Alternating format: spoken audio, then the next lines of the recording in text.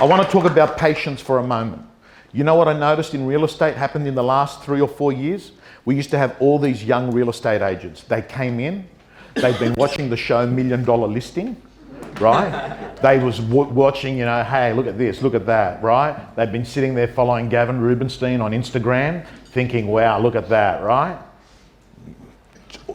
New dreamer agent. I used to see them all the time, you know, dressed like fashion models, right? Yeah, dressed like fashion models.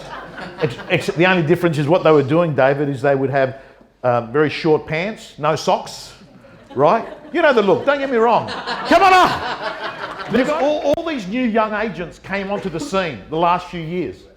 And what happened is, these people here, what they did is they had a strategy. It was called copy and cut. They would copy another agent and just cut the fee and win the listing. And because the market had been pretty good, properties used to get sold. So you had these agents out there, these new agents, you'd see them, you know, dressed $1 million. And then what happened is this. The market started to change. And then what happened is vendors were here and buyers were here. And these new agents were sitting there thinking, shit. It used to be the vendor was here and the buyer was here. And then what happened is they're thinking, my vendor wants 1.3, but the buyers are only saying 1.1. And I'd get phone calls. I get phone calls from agents. Tom, I've got this real unique situation. I'll explain it to you. I say, yeah, tell me. I've got a vendor, you know, Abdul and Saha, and they've got a house in Bankstown. Anyway, you know, nice block, 50 by 150, this and that. Anyway, here's the situation. I've done everything I possibly can. They're wanting 1.3, right? But, you know, what's happening is buyers are sort of saying like, you know, 150, you know, 1,175,000, right? So it's just one of those unique ones. And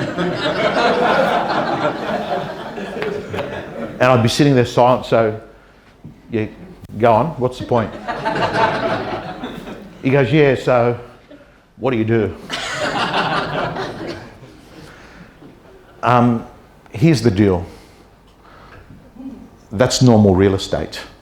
What was abnormal real estate is that the vendor and buyer wanted the same thing.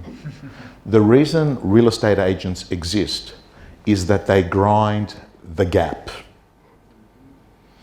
And if you don't have the ability to grind the gap, if you don't have the ability to have crucial conversations, if you don't have the ability to create urgency when there's no urgency in the market, if you don't have the ability to get a vendor to understand that whilst they want 1.3, their home is on the market in competition, not in isolation, and if you haven't got the ability to get that vendor to understand, and one of the best ways to do it, by the way, because I said to this guy, what are the offers you've had so far?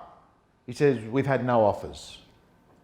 So I think you should write this down. I think this is important. And that is that low offers, they blame the market.